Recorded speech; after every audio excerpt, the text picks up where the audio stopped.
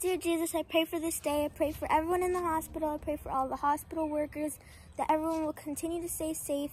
Thank you that we're safe and that we can listen to what Kika has to say for us today. And I pray that today will be a great day and we'll learn something meaningful. I pray for all the numbers to go down for the coronavirus cases. I pray that this will pass by soon and we can all just go back to church. Amen.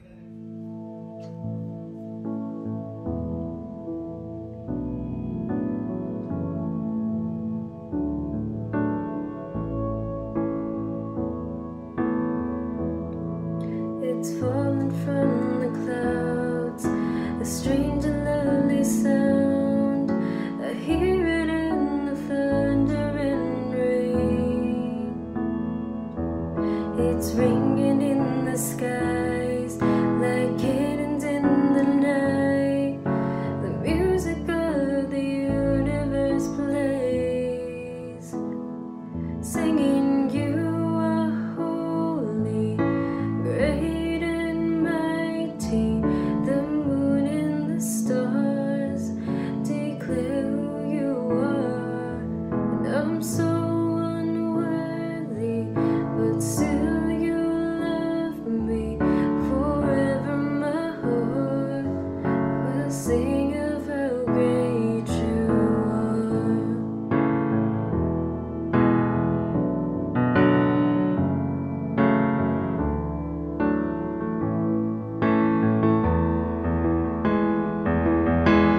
Beautiful and free, a song of galaxies.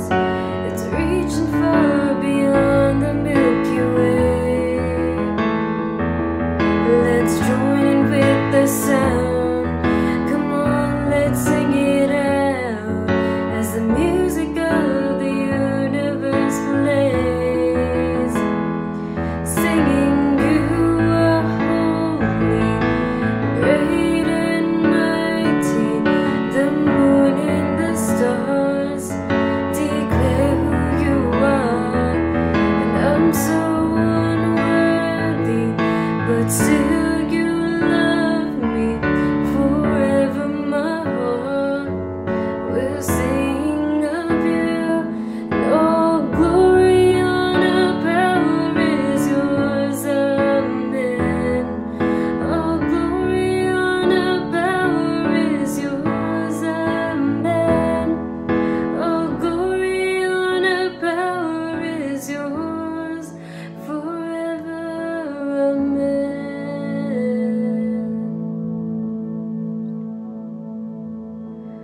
You are holy, great and mighty.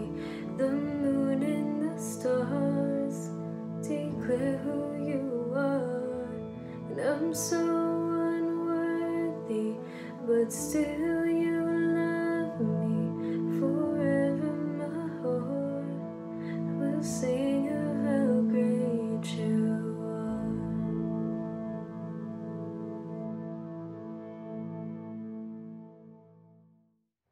Hey, happy Sunday. So excited to be back with you guys, and thank you again everybody who has been involved in the video, and I'm excited about where this is going and how we're just trying to get better at this every week. So last week we talked about Family Feud, and we continued talking about Genesis 17, where God makes his covenant with Abraham, and we talked about that covenant that God makes with Abraham as being the model that we have for family. And it's based on unconditional love, and that builds to grace and mercy, and then that leads to empowerment, and we are empowered to love just like Jesus used his power to love and to care and to be selfless. That's how we are to be with our families as well. And so today, this week, we're going to be focusing a little bit more on a very certain issue that I think we can't have a family series without talking about this one very particular issue. And so we're going to dive in to James chapter 1, and let's read that together. Dear brothers and sisters, take note of this. Everyone should be quick to listen, slow to speak, and slow to become angry, because human anger does not produce the righteousness that God desires. All right, so this reading right here it's coming from James, who is Jesus' brother, and he's probably experienced in this just like many of us are, and he's telling us, hey, all you Christians out here who are trying to follow Jesus, if you want to love people well, this is something that you need to do. You need to be slow to speak, or you need to be quick to listen, slow to speak, and slow to become angry. And so if these are the things that he's telling us, it sounds like makes sense, but at the same time, how many of us, most of the time, actually end up doing the exact opposite, especially when it comes to family relationship? And so as we get into this topic about Family Feud, we cannot have a Family Feud series without talking about conflict and arguing and fighting and all that in terms of family. And so so here's an example, maybe for you who maybe you've never experienced fighting in your home. Here's what it looks like maybe for me at some random times during my week.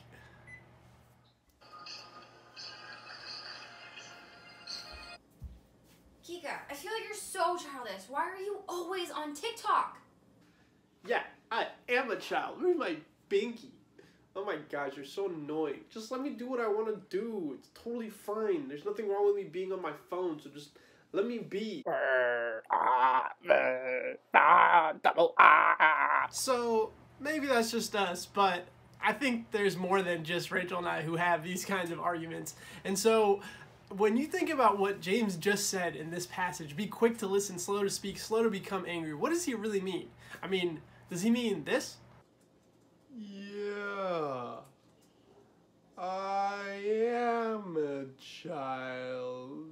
You know, I don't really think that that's what James meant by slow to speak, quick to listen, and slow to become angry. So what does he really mean? And I think it's going to be really important for us to figure this out if we want to have positive conversations, even when we disagree with each other in family. It's going to be really important to understand this in order to be able to love each other well and look more like Jesus.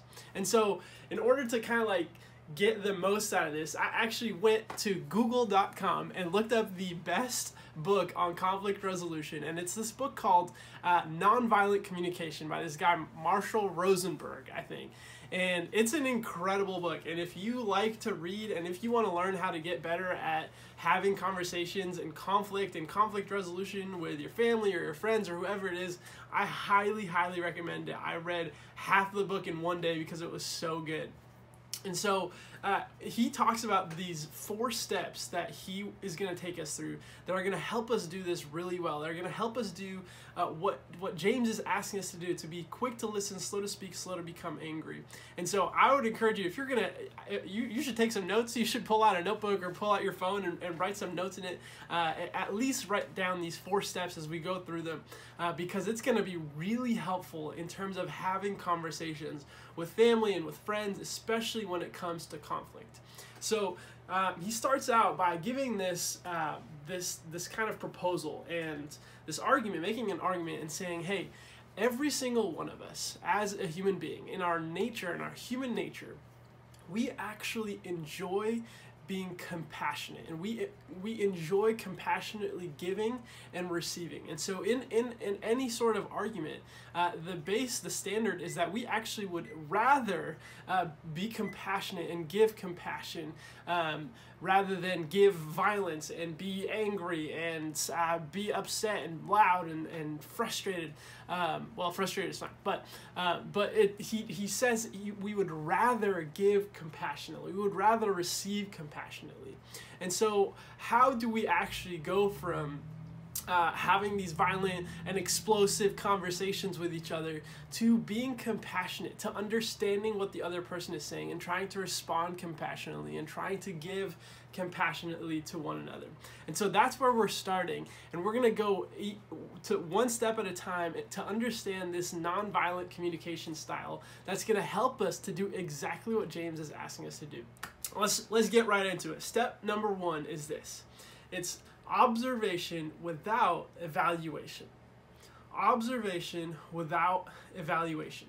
So if we look back at the video, what we see is that what Rachel observes is something that she's probably right about, right? Like, what, you're on TikTok, so she's saying I'm on TikTok, and that's okay. It's okay to have an observation. It's okay for if you see somebody leaving their stuff all over the floor to be like, hey, like, I noticed that, you know, your socks are on the floor.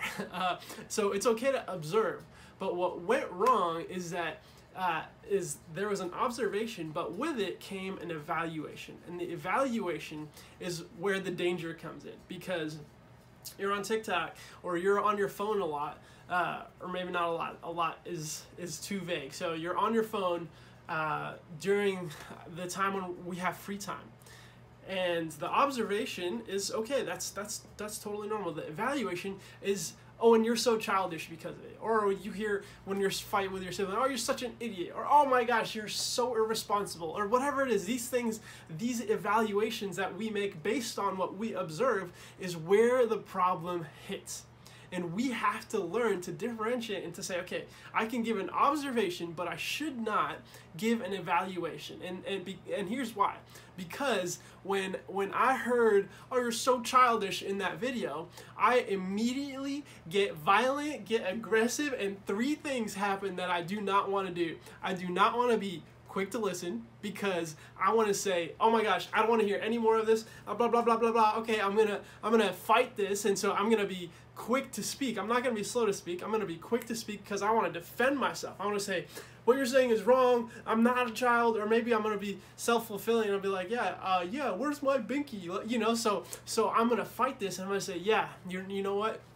And so I'm quick to speak, and I'm quick to get angry. The 3 things that James asks us not to do, those things are triggered by this evaluation, by someone like identifying me as something, evaluating what I do. Maybe it's even something that I like to do, but maybe I do it too much or whatever. But because it's something that I've been evaluated by somebody else in a way that makes me feel criticized, man, that totally shuts me down. And so the thing, if we want to have good, fruitful, positive conflict, we have to do that first step first, which is evaluation without observation. And so it's okay to say, hey, Kika, you're on TikTok. Now let's take it a step further, because that's step 1. But just saying that isn't really going to get you anywhere. So you have to go into step 2, and step 2 is this. It's express your feelings. We have to be able to express our feelings. So let's take a look at the original example, and I want you to notice and you try to tell me, what does Rachel feel in this original example? I feel like you're so childish. Why are you always on TikTok? Alright, so what did Rachel feel? And if you're anything like me, you would say, well, Rachel feels that Kika is so childish, because that's what she said. She says, I feel that you are so childish. But here's something really important to understand. Just because you say the words I feel does not actually mean that you're expressing your feelings. It's expressing maybe what you think, and that's what Rachel's doing here. She's saying, I feel that you are a child, but what she really means is that she thinks and she's evaluating that Kika is a child because of this. And so in order to really understand what it means to feel, I'm going to give you some guidelines when we're saying you have to express your feelings. Here is what feelings are. If you say, I feel, followed by the words that or like, you're automatically not telling your feelings. Because if you say, I feel that you are blah, blah, blah, you are a child, or you are like a child, then that's not your feelings, that's your evaluation. If you say, for example, if you follow the words I feel followed by a pronoun, like I feel you, or I feel he, or I feel she, or I feel it, or I feel they, you're not expressing your feelings, you're expressing your evaluation of they, or them, or he, or she. And then here's the third thing. If you say I feel followed by a noun or a name, something like I feel Amy is terrible, I feel my boss is a jerk, then again, you're not expressing your feelings, you're expressing your evaluations and your thoughts about that person. And so here we have to make sure that we're not expressing evaluations, that we're only expressing feelings. And so if we really think about what is Rachel feeling in this situation, think about it for a second. What do you think she's really feeling in this situation? And if I were to answer that honestly, she's probably feeling sad or frustrated because what she really wants is she wants to spend more time together. And so she's sad that I'm using the time, the free time that I have that we could be spending together, and just scrolling through my phone mindlessly. And so she's sad, she's frustrated. And so a better way to say it would be for Rachel to say something like this. Kika, I feel sad that you're on your phone right now. So in that example, we see her doing step 1 and step 2. She's observing and she's expressing her feelings. And that's what I want you to start to practice. But that's still not enough. That's only step 1 and step 2.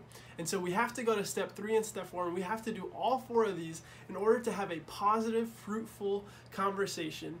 And if you notice in this second step, once Rachel changed the way that she spoke, and now that she's not saying, oh, Kika, you're so childish, you're always on TikTok or whatever, when she says, Kika, I feel sad or I feel frustrated, because our human nature, like Dr. Rosenberg says, our human nature is to be compassionate and to give compassionately. When I hear that Rachel is sad, or when I hear that Rachel is frustrated, and that's how she's feeling, I, as a compassionate, empathetic person, I start to listen. I can be quick to listen, I can be slow to speak, and I can be slow to become angry, because as a compassionate person who loves Rachel, I don't want her to be sad. I don't want her to be frustrated. But if she's triggering me by giving an evaluation of what she thinks I am or what I'm doing, then I'm not going to do that. But because she's now expressing her observation and her feelings, that brings me, the person who's responding, to be more calm, to be more understanding, to want to hear what she's saying. And I think this is so cool because it's already helping me out, and I hope it's going to help you out. And so those are the first 2 steps, but we got to take it to the next step. Our third step is connecting feelings to needs. And so we've gone a long way from this. I feel like you're so childish. Why are you always on TikTok? To this. Kika, I feel sad that you're on your phone right now. But if we just leave it at what Rachel just said, I might really kind of be confused as to why Rachel is feeling sad, because sure, maybe I see that she feels like I'm spending a lot of time on my phone, but how does that really connect to a need that she has? So what she has to do now, or what we all have to do, is once we give our observation and tell our feelings, we have to connect those feelings to a need. And so maybe for Rachel, this could be a need. Kika, I feel sad that you're on your phone right now because I value our quality time in our relationship and the time that we get to spend together. And so now, when Rachel tells me that she has this need and a desire to build our relationship and grow our relationship together because she values our relationship, man, I am so much less frustrated. I totally agree with what Rachel's saying. I do want to build our relationship. I do want us to have a strong conversation together, and that's going to be healthy for us. And so if I hear her observation, I see what she's feeling, and I understand the need that's connected to that feeling. I can even empathize with that need that she has, and I care because I am a compassionate person. We all are compassionate. We all want to respond with compassion. Man, this takes it to a whole nother level. And as Rachel is saying this, I can start to process and think, yeah, you're right. Like I value our relationship too. I value our conversations too. And so maybe we can think about a way where I'm not spending so much time on my phone, or maybe I have some time limits. I set a time limit with a password on my phone for me to not go over this, so that we really can, if we both value this, we can work on it together. And here's the other thing. If there is no connection to the feelings and the needs, then if I just hear a feeling, it's like, oh, I feel sad, or I feel like hurt or frustrated, then maybe I'm still compassionate and I'm still going to want to like help her out by doing these things. But if there's no need attached to it, then maybe I'm just doing it out of like a sense of guilt or a sense of like, oh man, I just want to make her feel better. And so I'm just gonna go ahead and put my phone away because she's sad and I love her. But I'm not really learning and understanding why she's feeling sad. And so when we give that third piece, that step 3 of connecting our feelings to our needs, then the effects of this conversation are going to last a lot longer than if I were to just say, hey, I'm sad, I want you to put your phone down. But if I say, hey, I'm sad because you're on your phone and that's taking away from valuable time with each other, man, next time I'm on my phone, I'm going to think, man, what about the valuable time that Rachel and I want to spend together? And that's going to really help us take it another step in this conversation to have longer lasting impacts. So that's step 3, connecting feelings to needs. All right, 4th and final step is this: give specific requests. And so if we want to look more like what James 1:19 is saying about being quick to listen, slow to speak, and slow to become angry, we've got to do all 4 of these steps. And this last one is going to be really helpful in putting it all together. And so if we're talking about a specific request, I want to flush that out a little bit and explain what is a good request and what is not a good request. And so there are 2 things that are not good requests. The first one is if we are expressing what we don't want to see. So for example, if I say, I don't want you to be on your phone so much. Well, that's not a great request because then I can just be on my laptop. You understand? Like it's not, if we're giving the feelings and the needs and what we want with the needs, then let's give a specific request like, hey, I want to be able to spend the evenings together and have dinner together and play a game together, and maybe we can spend like alone time for maybe an hour, but I'd love to spend this time together. So you gotta say what you do want rather than what you don't want. The other thing you want to make sure of in terms of having a good specific request is you don't want to be vague. So you don't want to tell your parents, oh, you're mean, or oh, you have to be more fair with me, because those things are so vague, whether it's your parents or your friends. Because if you're telling them you're not fair with me, well, how are they not fair? Maybe are they giving your sister more food than you? Maybe if that's what it is, then be specific about it. But like realistically though, like if your friends aren't reaching out to you and you feel hurt about it, you just talk about them and you say, oh, they're mean, or oh, I don't want to be friends with you anymore because you're not a good friend. Well, that's so vague. And so you want to be more specific. And if you go to your friends who you're sad that you're not hearing from them or being in touch with them, I encourage you to tell them how you're feeling, like what you've observed. Hey, you haven't texted me or called me in a month, you know, and then you tell, that's what you observed, and you tell them how you feel. I feel sad because of that. Why? How is that connected to your need? Because I value our friendship, because I really care about you. And then you give them a specific request. You say, hey, I'd love to talk to you on the phone, maybe like once a week on Monday at like 4 o'clock or something like that. That's a very specific request that is super helpful, that's not vague, communicates your needs, communicates your feelings, and is tied to an observation that you've made. And so with that, I hope that that's like a really helpful way for you to be able to understand, how do I communicate well and have a nonviolent communication, a communication with my family or my friends that helps me to become a person who is good at listening, who is slow to speak and slow to become angry, and helps the other person be that too. So as we wrap it up, I just want to make sure that you know all 4 of these steps are really important, because if you just do, for example, like the 4th step and give them a very specific request, it almost sounds like a demand, and you don't want to sound demanding. You don't want to say, hey, call me at 4 o'clock on Mondays every week. Okay, see ya. That's a demand. But if you give all the other steps beforehand, you're giving a request, and it's coming from a place where you are compassionate, and it allows the other person to be compassionate to you too.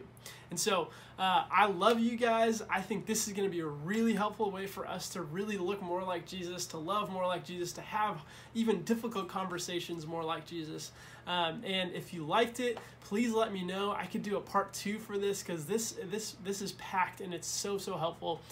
So let me know, and we'll be back next week. Dear Lord, I thank you for this day, and I thank you for protecting all of us through this tough time that this whole world is going through.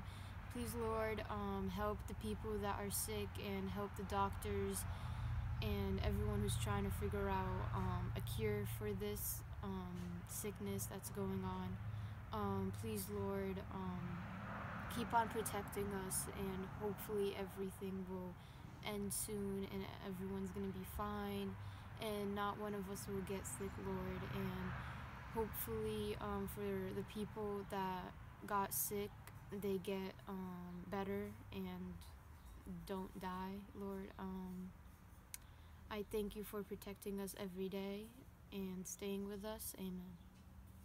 Awesome. Thanks, guys. Make sure to come to our 7 o'clock Zoom on Friday. You'll have a lot of fun. A lot of people came last week. And next week for our Sunday service. Great to see you guys.